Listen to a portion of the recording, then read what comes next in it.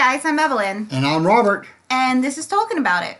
Yeah, so we are going to be talking about the chapter, The Window on the West. Yes, so we're at chapter 5 of book 3.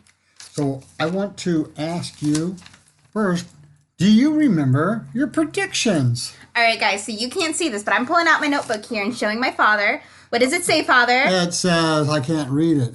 That is true, but my handwriting's horrible.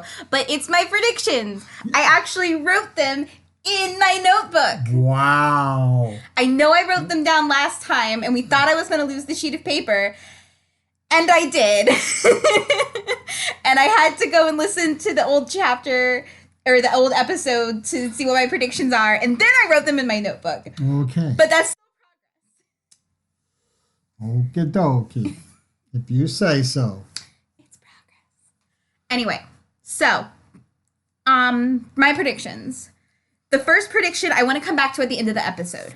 But my first prediction is the hobbits are not going to enter Gondor until the whole business with the ring is done. Okay. And specifically Frodo and Sam. I don't mean the other hobbits right now. But I did put a caveat that Faramir is going to... I'm saying that right? Yes. Faramir? Faramir is going to insist that they come with him. Okay. My second prediction was that Faramir will not be as tempted as his brother by the ring.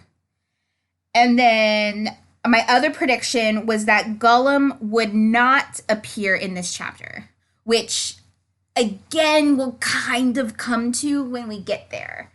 And we'll decide if I get a point or half a point or something. Okay. And those are my predictions. All right. Hey, well, before we start getting into the chapter, I want to talk a little bit about Faramir. Okay. All right. So, Tolkien himself wrote a letter in 1953, and it's actually in his book, Letters, which collected a lot of his letters. That's why it's called Letters. Really? Yeah, brilliant. So he said, and I'm going to just quote all this from the letter. I think you misunderstand Faramir. He was daunted by his father, not only in the ordinary way of a family with a stern, proud father of great force and nature, but as a Numerian before the chief of the one surviving state. He was motherless and sisterless and had a bossy brother. He had been accustomed to giving way and not giving his own opinions, while retaining a power of command among men such as a man may obtain who is evidently personally courageous and decisive, but also modest, fair-minded, scrupulously just, and very merciful. In fact, Faramir often expressed Tolkien's own thoughts about the world and life. In his draft letter to Mr. Thompson, 4th of January 1956, he wrote, as far as any character is, quote unquote, like me, it is Faramir, except that I lack what my character possess, courage. Okay. Right. Now, I want to, when we get a little bit further along here, I want to talk about Tolkien's idea of courage and just to have a complete opposite, how R.R. Martin writes about courage. Okay. All right. So we'll get there eventually. Stay tuned. Okay. So, are we ready to get into the chapter? Yepper. Okay. So it starts immediately coming off of the previous chapter where there was a big battle, and it's the surviving men that come away from winning the battle, about 200 to 300 men, that kind of led by Faramir and are come to just they're just there while Gotcha. Frodo and Faramir are talking, and Sam kind of wakes up to this scene where it looks like Frodo being like interrogated, like almost like a prisoner, and he's very unsettled by this. Right, and in that conversation, Faramir mentions Isildur. Now, just to remind you, Isildur is the one who cut the ring from Sauron's hand. and then he refused to destroy it. He was later killed by orcs in the disaster of the Gladden Fields, which in The Hobbit, in Lord of the Rings, that would have been 2,500 years ago. Okay. Okay. Yeah. And Frodo was trying to be cryptic here, too. Yeah, Frodo is trying to say everything he can say without giving too much away, but Faramir he's very intelligent. He knows that Frodo is keeping something from him, and he keeps trying to, like, prod him for more answers, but Frodo's like, dude, I really can't tell you. I'm not allowed to. And through all this, like, Sam is still getting a little bit more agitated with the way they're treating Frodo.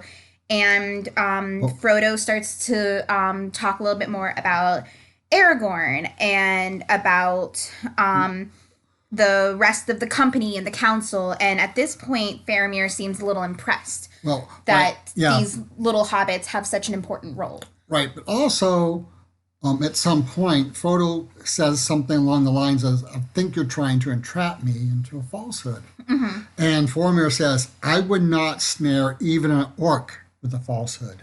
Yeah. And, that's pretty words. But by the end of this chapter, we have a good idea that it's probably true. Yeah, that's true, yeah. Like you said, Sam protects Frodo from the questions about treachery. Yeah. Sam keeps kind of like, he keeps like interrupting, or not interrupting, but wanting to interrupt. And as this whole thing is going on, Faramir keeps questioning him a lot about Boromir. And obviously, like, from spoilers, I know that he's his brother.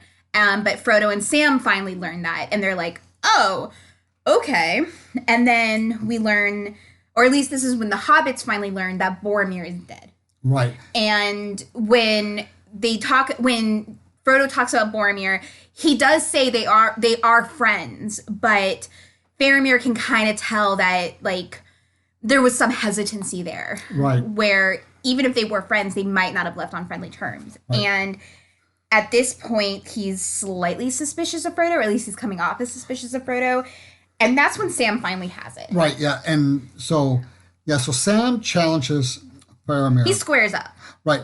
But so before we talk about that, I want to talk about, because Sam is being very brave here. Yes, he is. Right. So I wanted to talk a little bit, like I said earlier, about bravery for Tolkien and bravery for R.R. Martin. Okay. So for Tolkien, bravery is being able to endure a lot. Okay. For him, bravery is endurance. Endurance to continue to do what is right. Frodo is threatened on both a physical level and a mental level. But because of his willpower and his courage, he is able to keep plugging along. Yeah. Okay. So now in Game of Thrones, bravery or courage is rebellion. Mm-hmm. Because for them, in that book, it's challenging unjust power. And even sometimes challenging that in a stupid way. And there's also lots of treachery there within the bravery. So while a person is being brave, they're still not being true. They're not being lawful good. Like, I immediately just think of Arya and when she tries to become faceless, but then she takes revenge on someone from her past, even when she's trying to become faceless. That's when I immediately go to. Yeah. But as we were talking about, Sam is challenging Faramir. Mm-hmm. And it's kind of a backhanded insult to him, saying that the enemy would find a friend in Faramir. Yeah. Because of the information he's trying to dig out of. Right. Frodo. And like I said, Sam really squares up here, and he's he's being a real friend to Frodo, like trying to take some of that burden of not lying, but not telling the whole truth. Right. Because it really isn't theirs to share. They have been sworn to this secrecy. And Correct. Yep. that is part of the bravery, is that it's like they have this mission that they have to continue on with, even in the face of friends. Right. And this is where Faramir reveals he is Boromir's brother. Faramir heard the horn blowing.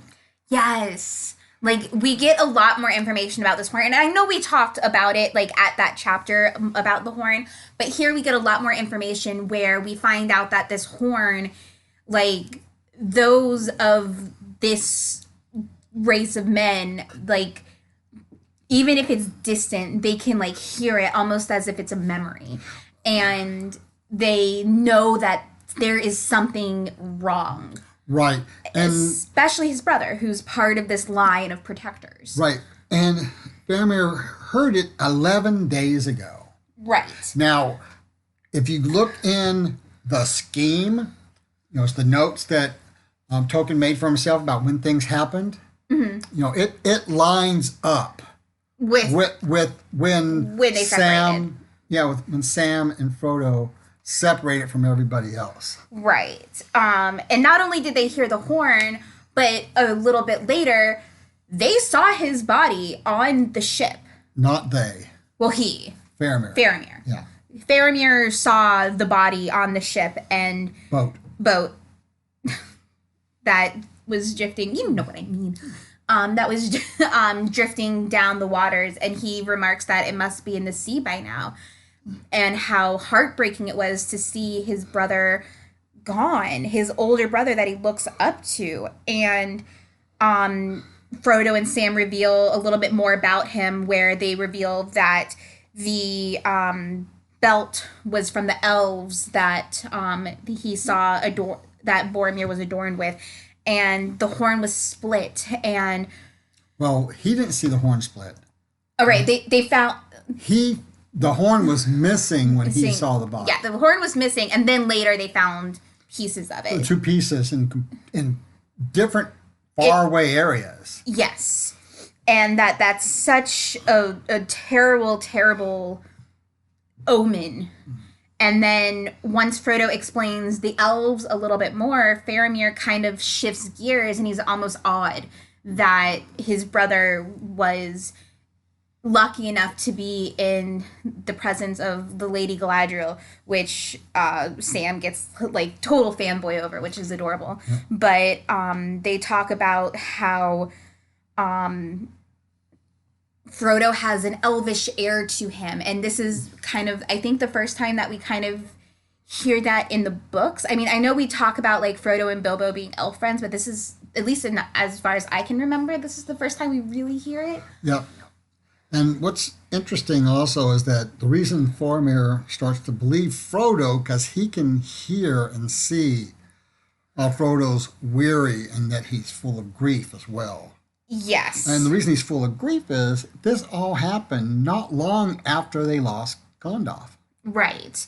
Yeah, he explains that they lost Gandalf as well, and that that if it wasn't for the fact that Aragorn and Boromir had the others to protect, they definitely would have stayed and fought as well. And it was with great reluctance that they continued on. Yeah. Which shows Boromir's bravery and the way that he operates. Right.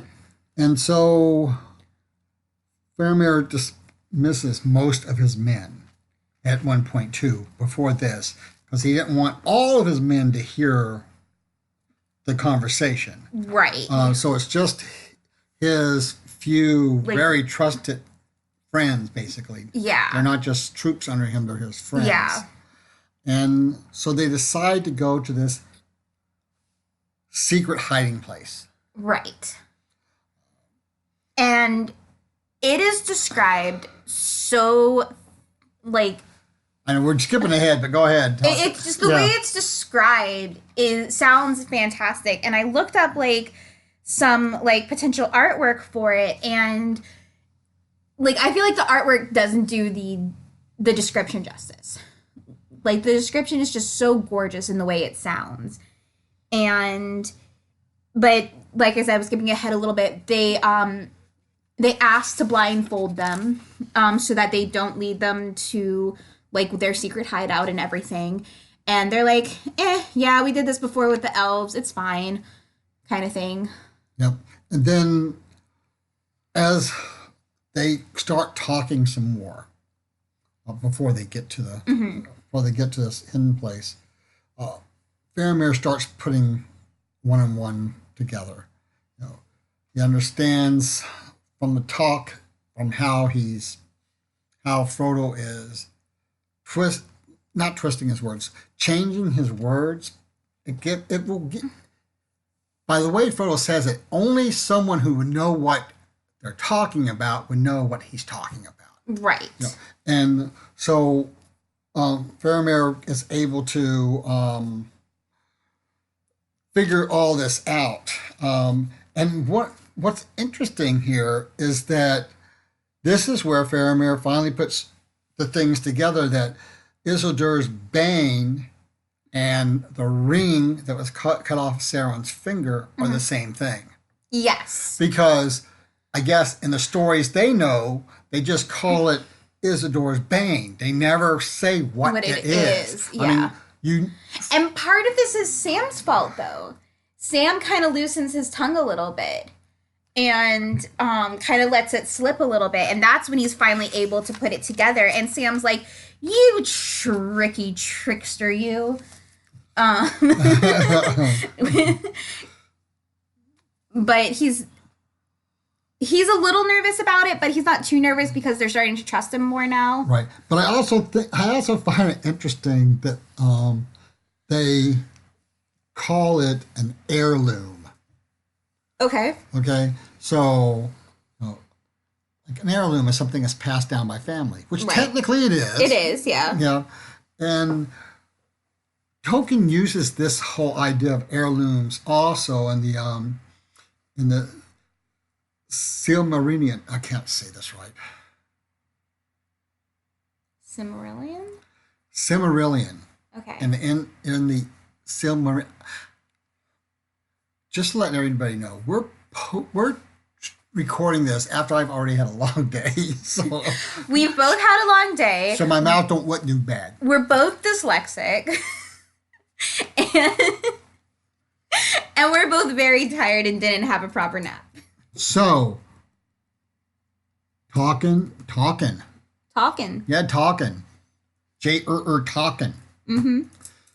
Tolkien uses the theme of heirlooms in the Silmarillion as well. Okay.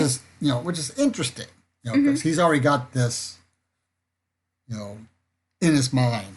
Okay. As a plot device. We also find out that Boromir is angry that his line is not of the kings, but only the stewards. The stewards. See, I read that differently. The way it came off to me was he wasn't upset that he wasn't going to be the king. He was more upset that his father, who basically did the job of the king, wasn't the king. It's kind of the way it came off to me. But the reason he's mad is because he wants to inherit the title king and not steward. See, it didn't come off that way to me. Okay, yeah, it comes off to me that way. It came off to me that it's like, yeah, my dad's doing the work of the king anyway, and any other place would have already passed on the crown instead of waiting 1,000 years. But sure, why not? Go off, I guess. It's more of that bitter. It's just I see my dad doing all this work. Why doesn't he get the promotion for the job he clearly does? And what's interesting is apparently his dad has not shared the information that the kingly line is still alive out there.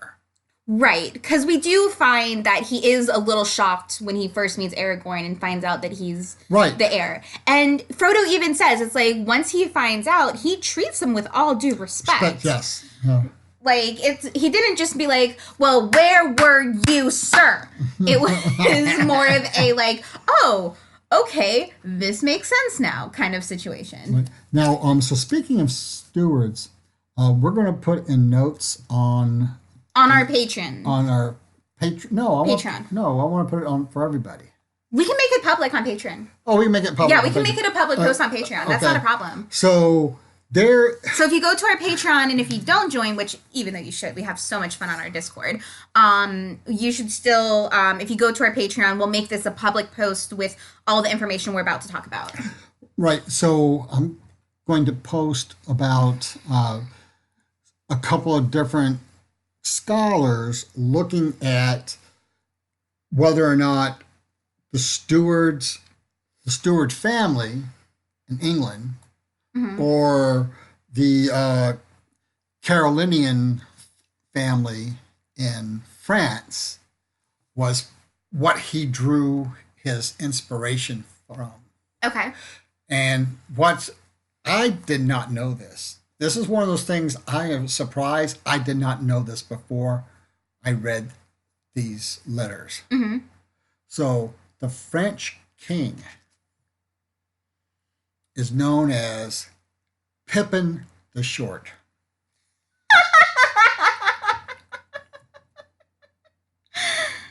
That's amazing. I know. It's like with all this talk of Pippin, you'd think that would have come up somewhere else in all of my readings and studyings. And even if it's by coincidence, that's still hilarious. yes, it is.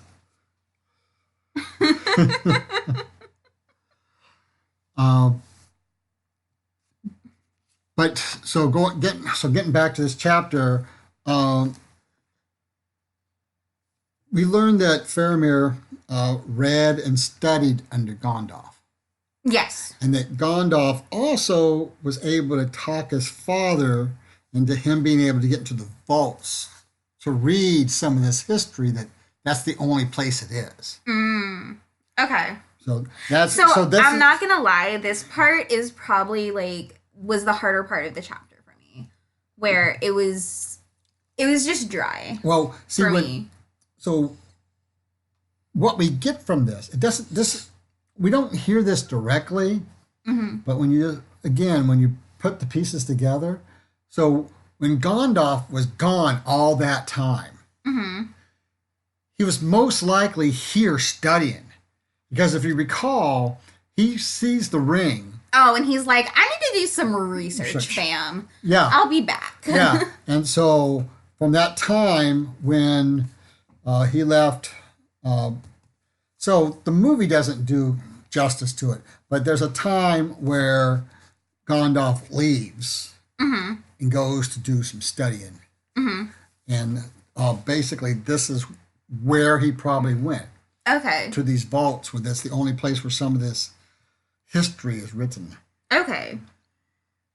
And also, it's here where Faramir never tied the ring of Sauron to Isildur's bane, as I said earlier. But that's where it is right here. Though we missed something absolutely hilarious. Oh, what?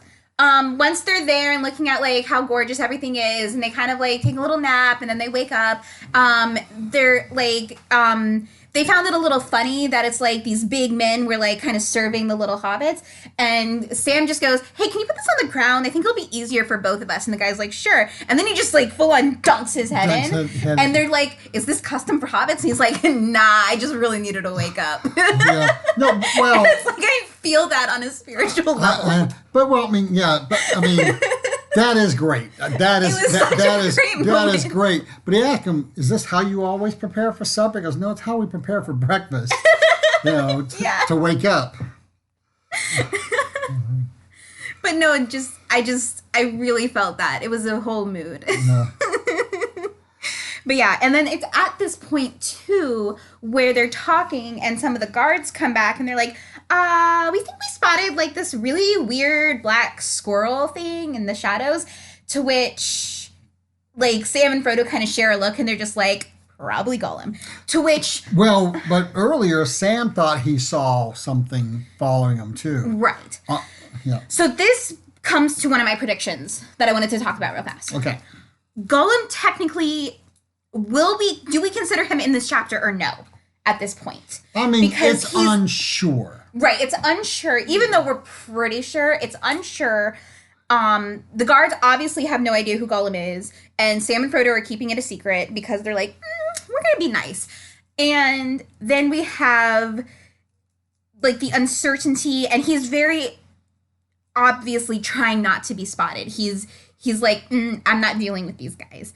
So can I get a point that he's technically not in this chapter, or at least a half a point? I think we can say technically he's not in this chapter. Okay, because he's actively avoiding everyone. Right. So I want to back up just a little bit. So when Faramir and Frodo are still talking about the ring, right?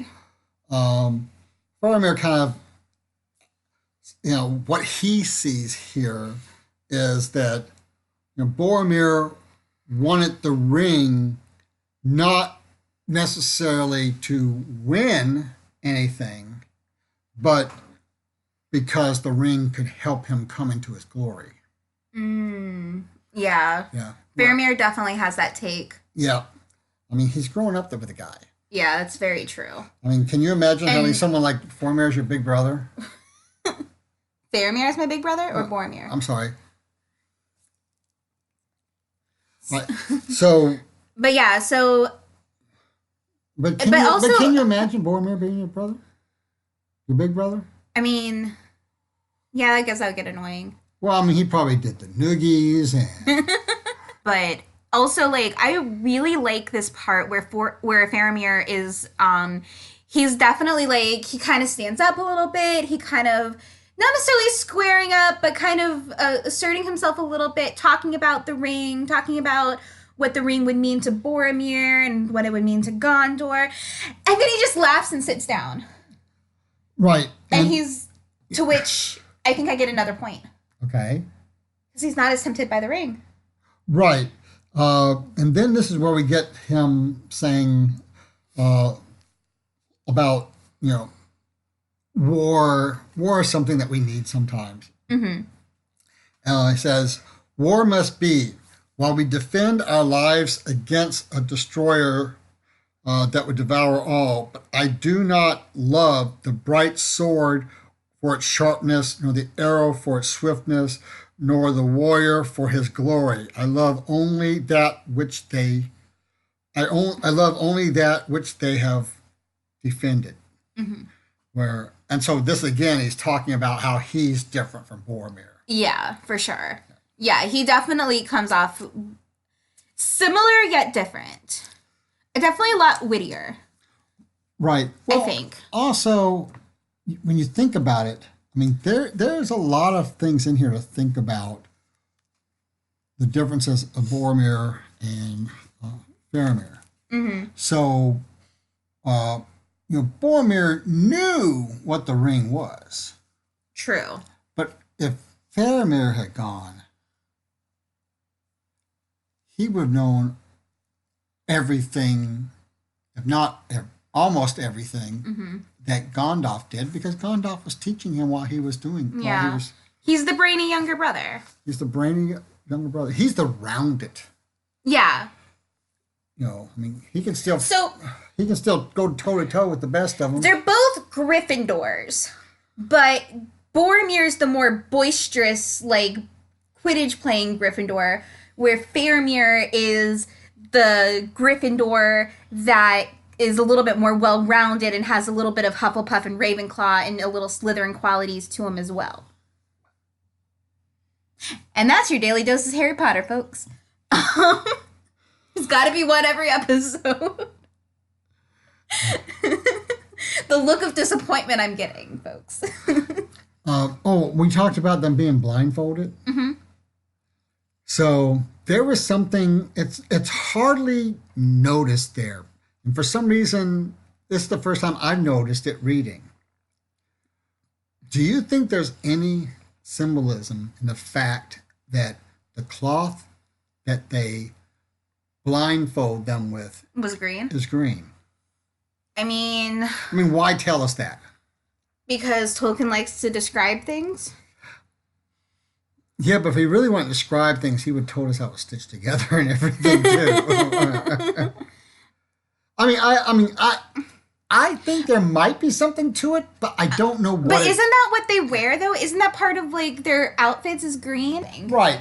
I sat there and stared at that sentence for, is that?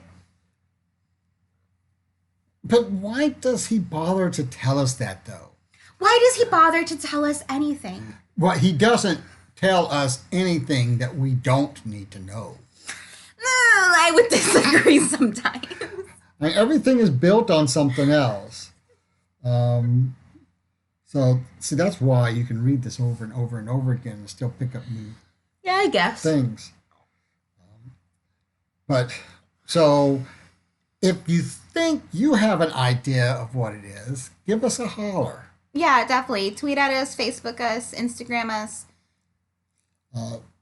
But then they come to what they call the window of the sunset. Yes. And this is pretty cool. It sounds awesome. And while the hobbits... That's something that I'll do too, that I'll make free for patrons, is some of the images that I found on Google image search, with all rights to the artist, of course, but I'll put those up there too, so you can kind of see like some people's imagining of the way it might look. Yeah, and so while the hobbits are kind of resting and looking out the window, as you said earlier, the men are starting to come in one by one. And he asked each one of them, what have they saw, any news, da-da-da-da. And some of the first guys that came back pulled out the wine and the food. Yeah. So they have stocked this hiding place. Pretty well. With wine and food. So they're expecting to be there for a while as well, right. Probably. I know, but my point is, they wouldn't have brought that with them. It had to be there before all the crap even started happening. Oh yeah, I guess you're right. Yeah, I mean, because you can't carry barrels of wine while you're trying to move pretty fast. Right, and we also get Frodo sharing a lot about the trip from Rivendell here as well, because he's starting to trust him more. Yeah, and there's still stuff you can tell them without giving too much away. Right. And but then Frodo says he needs to find a way into Mordor. Mm-hmm. And I think that's a huge sign of trust. I would agree. Yeah, so... Yeah, because he's kind of, like, letting them in. It's like, all right, this is kind of the plan. Because, I mean, obviously they know the place. They have a decent idea of how to get around it, around everything. So that's all I have in my notes. You have anything we missed? No, that's everything I had in my notes. Okay. Oh, well, you were going to tell us about your least favorite and your most favorite. Is that the grammarly correct way of saying that? Did I even say grammarly correct way of saying grammarly correct? I don't even know anymore. But yes, we're going to be doing like 1 to 2 like least favorite and favorite parts of chapters. I mean, we've kind of unofficially been doing that. Right. I mean, because I always make a big deal when there's song and if it's a good song. And yeah. So. And we've gotten like requests to kind of do that a little bit, and we listen to feedback. So that's what we're going to be doing. I guess I can go first then. Okay, go. Least favorite was definitely the info dump that we got. It was just dry. Yeah, it was not comparable to some of his earlier info dumps. You see, it was comparable to some of his earlier info dumps. That's what I mean. No, but even for me. Oh, even for you it was dry. Yeah, okay. I found it's like, okay, you probably had to come back to this and go, I guess I need to tell these people this because of what's going to happen in 2 chapters later that I've already written. Yeah, it's probably true. It's got that feel to it. Okay. To me. Yeah. So that would be your least favorite too, probably. That's probably my least favorite of how that's done. another another least favorite would be not trusting the hobbits and having to blindfold them. See, I didn't really mind that. Because it felt like it was kind of like standard practice for. I understand it was standard them. practice, but just think about the information that Frodo has already shared. I mean, I don't know. I'm not mad about it because I feel like Faramir still has to like show that we're still following proper orders and proper procedures even in light of everything that's happening. So I'm not mad about it. Okay, all right. So what was some of your, if not at least one, favorite? So I do have two. So my favorite probably is the description of the window. Yeah, I was going to say that was one of my two as well. That's definitely one of my favorites. I really enjoyed it. I could really, really picture it in my head, and it just sounded so gorgeous. But I also, like I said, I really liked Sam squaring up in the beginning, where Sam's just like, all right, guys, enough's enough. Frodo's been answering your questions. We're done here. And Faramir's just like, but and Faramir, it's just a funny image I have in my mind because I honestly don't know watches the film, but I have this image of this like kind of battle hardened like Boromir-ish dude, like probably a little scrawnier and a little bit more bookish, like kind of like a off-brand Boromir, like squaring up against like Sam and like a smaller hobbit, and it's just kind of funny to me, just imagining it.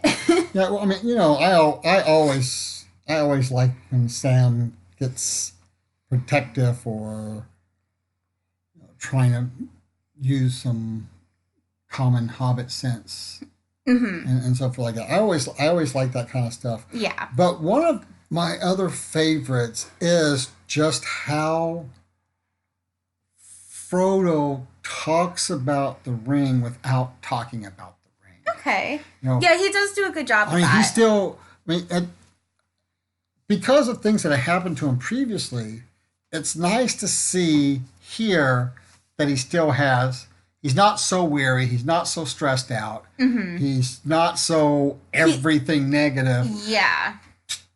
To just blurt it out. He's still very hesitant about sharing any of that information. And notice, also, Sam thinks that might be Gollum, but he doesn't want to bring it up. Yeah. And neither of them do. I think that's like, it's definitely a bro moment.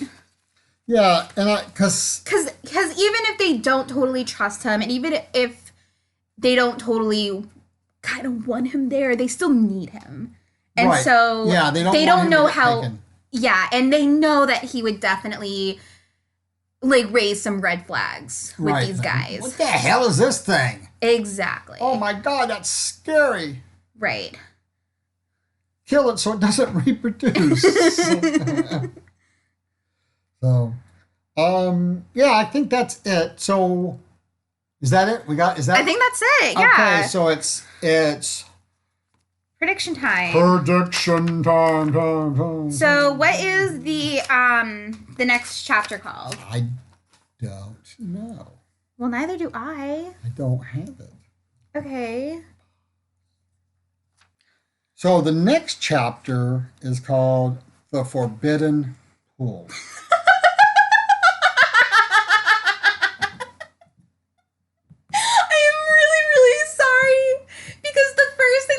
Into my head, the look you're giving me is suspicious, and it should be because I was just rewatching this the other day. I was just rewatching a Harry Potter musical, and the very beginning song, like one of the lyrics that Dumbledore sings is, "Here at Hogwarts we have a hidden swimming pool," and that's literally all I can think about.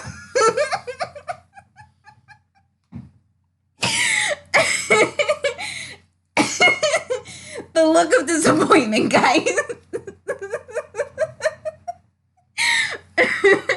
I'm really sorry, guys. Okay, I'm gonna take this seriously. The Forbidden Pool. Okay, The forbidden pool. so the second thing that comes to mind is D&D, where there's like sirens or mermaids or something that's gonna like eat the party. But I don't think that's gonna show up in Lord of the Rings either. That's more of a Narnia thing. Um, No creatures eat up other creatures in Narnia. but I mean, like sirens or mermaids showing up is more of a Narnia thing. Okay. Though if it was a Tolkien thing, they would definitely like eat them or something. No. If it was an R.R. Martin thing, it would definitely be eating things. Yeah. Okay, so now I need my third instinct. What's my third instinct here? Okay, the forbidden pool. My third instinct is I'm getting movie vibes from that first movie where like where Galadriel goes all like, I shall be queen of them all. Like when she's just like, if I had the ring. You like terribly loud. I'm sorry. I just really scared my dad when I did that. So that's my third instinct is like something like that. So I'm going to go with, okay. Can I make 3 different predictions about the pool itself and see which one's right? You know what? Are you trying to make it for all the times where you didn't have predictions? Go ahead, yes. Okay. But before we do that, so I also can like postpone and have some more time to think quickly about the prediction that I had about the hobbits not going into Gondor. So that's going to be a long-standing prediction in general. Is that they're not going to go to Gondor until the stuff with the ring is taken care of. However, I am going to keep the caveat that Faramir is going to insist that they come with him. Even though I'm starting to think that may be the wrong instinct now that I've met him.